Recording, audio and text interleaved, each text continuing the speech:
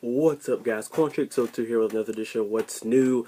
The 2013 TLC, that's Tables, Ladders, and Chairs pay-per-view just went off the air. I have to say it was a pretty decent pay-per-view. For a pay-per-view that I didn't even want to make a preview for, and I thought it wasn't going to be really that good, ended up being pretty good. Even with the lack of build up to those matches, and then they had like matches they just put on the card. It was a pretty solid pay-per-view, I gotta say. So I guess we're gonna go through the entire pay-per-view. Let's get started with the kickoff show. The kickoff match was between Dolph Ziggler and Fandango. Match was pretty good, pretty decent. Not anything spectacular. Kind of one of those, felt like a Raw match, really. Once again, you can tell that Dolph Ziggler is in the doghouse because he's on the pre-show. Not only was he on the pre-show, but he also lost Fandango. Fandango actually hit him with his diving super leg drop or whatever, and beat him. So Fandango wins the match on the pre-show, and then we move on to the actual show, which began with the first handicap match, and the first one being CM Punk versus The Shield. This match was very, very entertaining. Good way to kick off the show, pay-per-view. Actually, I forgot. Before that, basically Triple H and people came out and said how epic this TLC match is going to be. So I forgot about that part. But anyway, back to the actual match: CM Punk versus The Shield. The Shield really, that match really told a pretty good story for The Shield, because we all know what they're going towards, and this match just furthered that direction.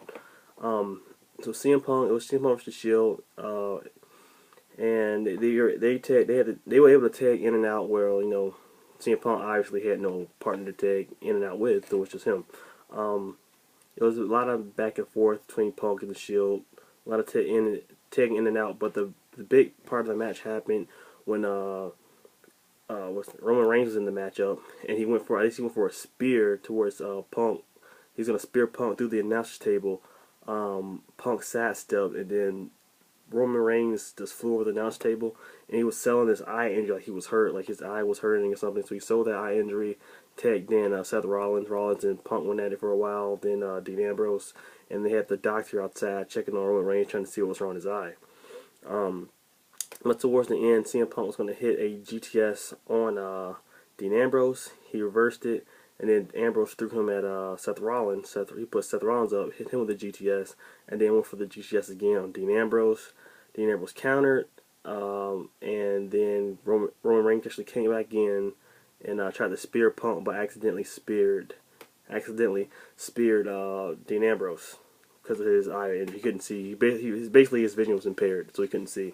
So he hit Ambrose instead of Punk, and that caused Punk to get the advantage and pin Dean Ambrose. So basically, the Shield, CM Punk didn't beat the Shield. The Shield beat themselves. That's the whole story of this thing, and probably gonna carry on until tomorrow. And soon we may be seeing the breakup of the Shield, guys. Could be happening. After that, hold on, guys.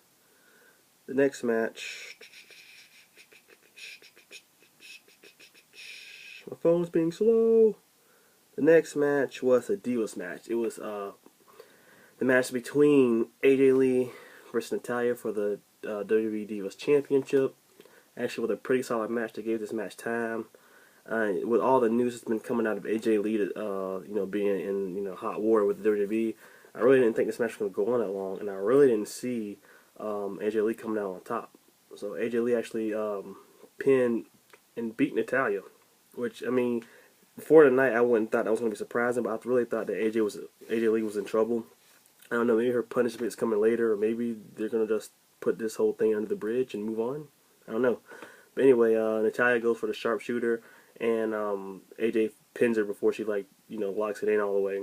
And AJ Lee is still your Divas champion for now. Oh, actually, I really hope that they kind of put this thing under the bridge. I don't want to see AJ get punished. She's probably the best thing that happened to the Divas division in a long time. So I don't want to see that, her get punished over something, so petty.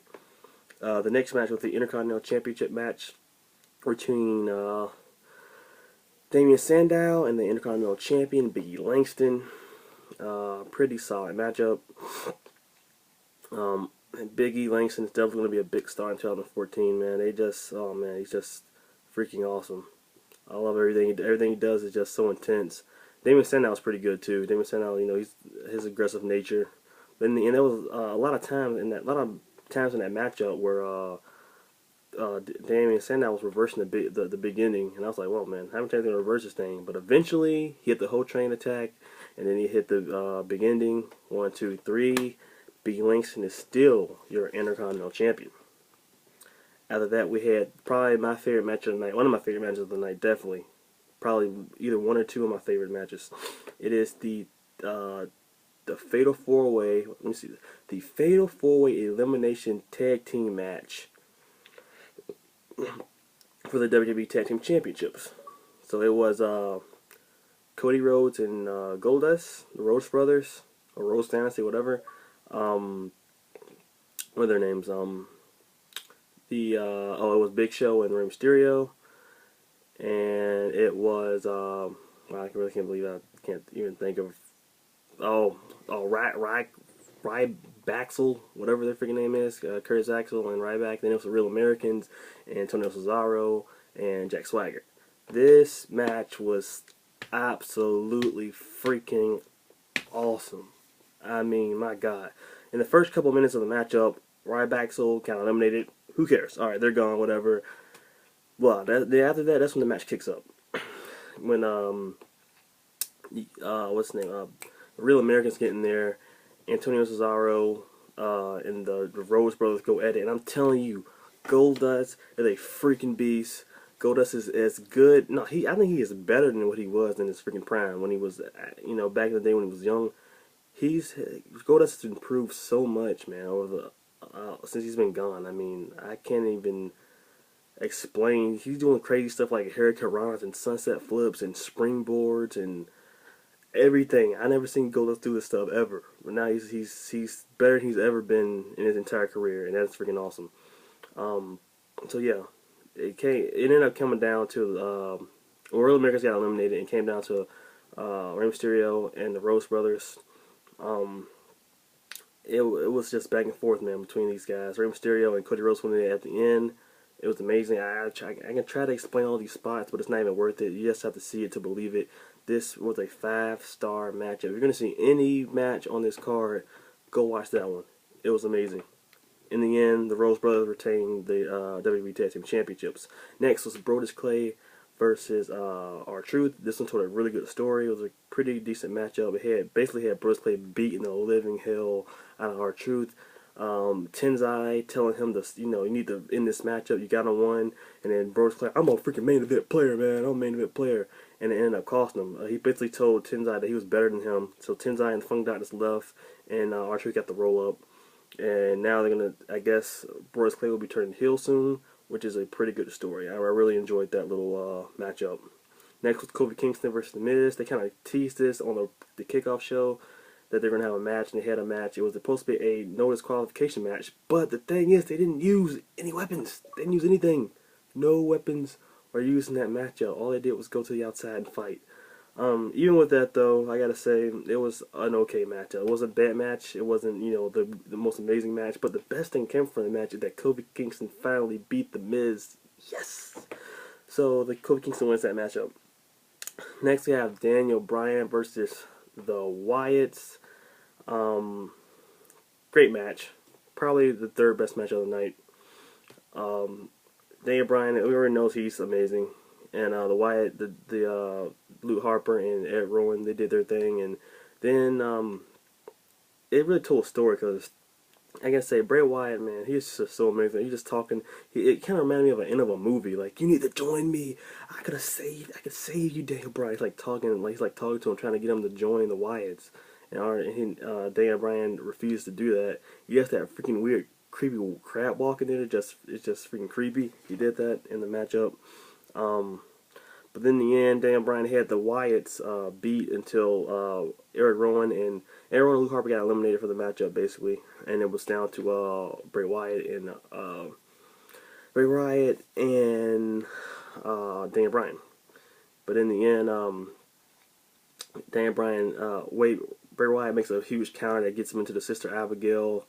He beats, and the Wyatt family beats Daniel Bryan. And the last image you see is him like caressing the head of Daniel Bryan, saying it's okay, it's okay. I guess he's gonna save him or something. I don't know. After that, it was time for the big match, the unification match: John Cena versus Randy Orton. And what a great promo they had for that match before the actual matchup. They show how their careers have basically paralleled throughout. They show everything from their first title win to winning the Money in the Bank, winning the Royal Rumble, just about everything. Their debut, they showed everything. They showed how the championships were so impressive. They really built this match up, I can say. And the match deliver, yeah, this is possibly one of the best Randy Orton and John Cena matches to date.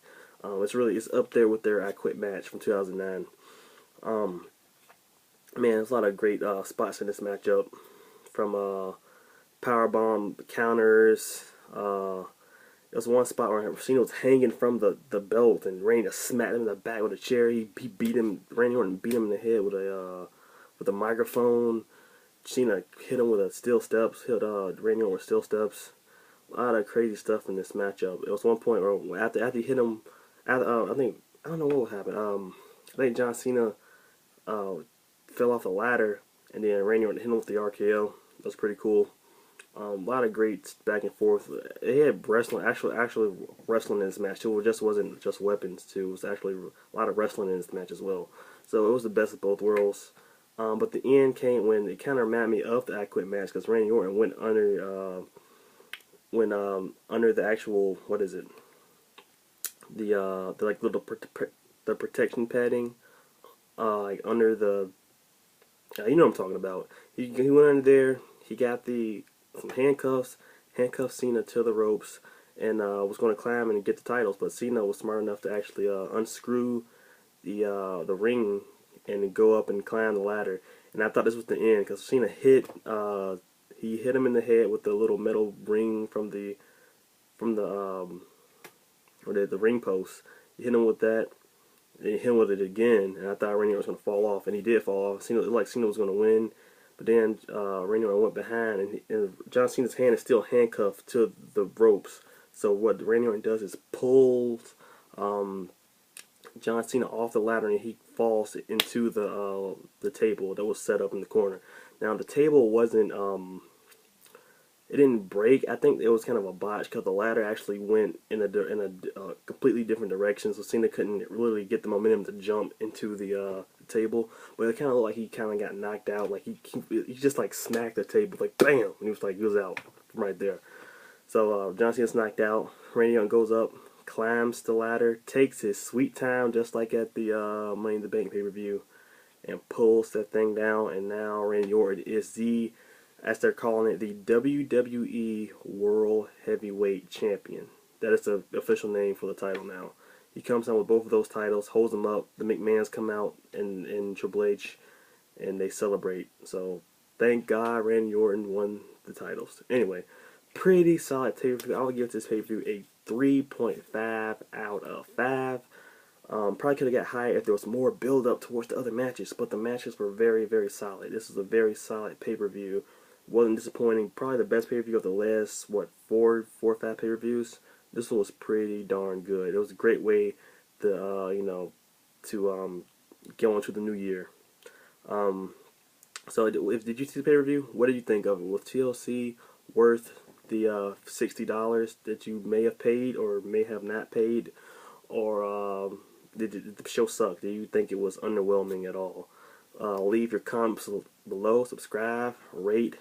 Stay good, everybody. Monday Night Raw tomorrow night. We'll see what happens with the new unified champion, Randy Orton. Peace.